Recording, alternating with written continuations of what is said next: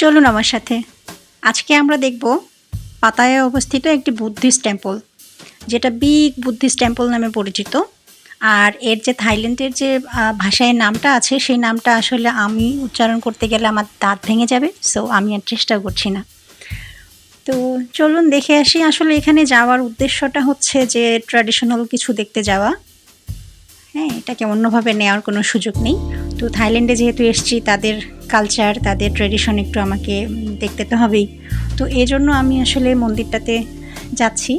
আর যেটা হয় আমাদের দেশের মতো, এই মন্দিরের আশেপাশেও কিন্তু খুব সুন্দর করে সাজানো আছে। আর এই যে টাকার গাছ দেখেছেন, আসলে আমি প্রথমে বুঝতে পারিনি যে এগুলো কি। পরে দেখি ওদের যে মুদ্রা আছে, যেটা হচ্ছে বার্থ বলে, তো ওদের মুদ্রা দিয়ে সেটা সুন্দর করে পেঁচিয়ে পেঁচিয়ে এক ধরনের গাছের মতো করে সাজিয়ে রেখেছে, যেটা সম্ভবত ওরা মানত করা বা ধর্মীয় দৃষ্টিভঙ্গি থেকে দান করার ক্ষেত্রে এই কাজটা করেছে আর কি, করে থাকে। তো 7টা মাথাওয়ালা একটা খুব সুন্দর গোল্ডেন কালারের সাপ পেরিয়ে বলতে এটাকে হয়তো তারা পূজা করে। তো ওই সিঁড়ির 2 দিক দিয়ে ওটা ছিল।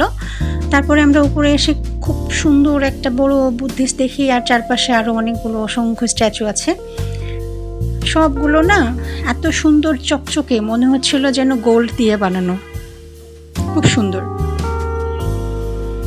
আর যেহেতু এটা তাদের ধর্মীয় উপাসনালয়, তো এখানে আসলে সবাই যে যার মতো করে এসে প্রার্থনা করছিল। আমি একটু ঘুরে ঘুরে দেখছিলাম। তো এখানে তারা অনেক ছোট ছোট স্ট্যাচু রেখেছে, সম্ভবত বিক্রি করার জন্য। তো আমার যেহেতু এগুলোতে কোনো ইন্টারেস্ট নেই, তো আমি সেটা জানি না আসলে এগুলো বিক্রি করার জন্য নাকি এমনিতে রাখার জন্য, আমি জানি না। তো আমি দেখছিলাম আর কি। তো এখানে অনেক কিছুই আছে, ঘুরে ঘুরে আমি একটু এগুলো দেখলাম। এখানে একটা আমাকে খুব একটা জিনিস আমাকে না খুব ভালো লেগেছিল। সেটা কি জানেন? সেটা হচ্ছে ওখানে না ওই যে মোমবাতি প্রজ্বলন করে তারা পানির মধ্যে সুন্দর করে ভাসিয়ে রেখে দেয়, যেটা আমরা আসলে অনেক সময় কোনো অকেশনের ডেকোরেশনের জন্য ব্যবহার করে থাকি। এই যে আমি আসলে এটার কথা বলছিলাম। তো এটা না দেখেন, খুব সুন্দর না? এটা আমাকে খুব ভালো লেগেছে।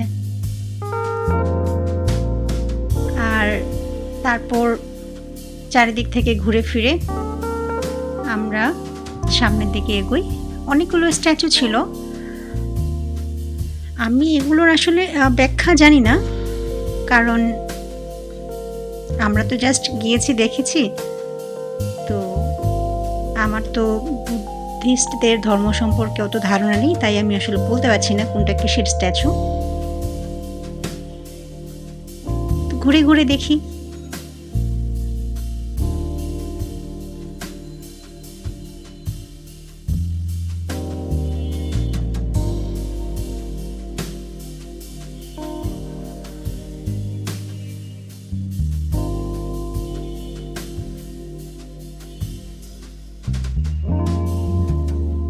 টেম্পলের পেছন দিকটায় আসলে এই জায়গাটাতে না খুব সুন্দর একটা ভিউ আমরা দেখতে পেলাম, যেখানে কিনা সমুদ্র এবং মোটামুটি থাইল্যান্ডের যে একটা ভিউ, সেই ভিউটা খুব সুন্দর করে দেখা যাচ্ছে। জায়গাটা অনেক সুন্দর লাগছিল। তো আমরা ভাবলাম যে এখানে একটু ফটো সেশন করে ফেলি, যেহেতু জায়গাটা অনেক সুন্দর।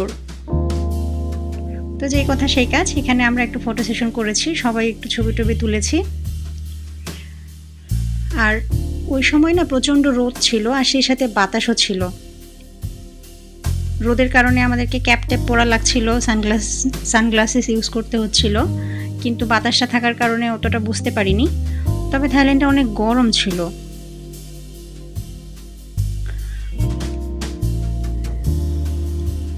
তো আমিও দাঁড়িয়ে গেলাম, একটু ছবি টবি তুলে না রাখলে হয়।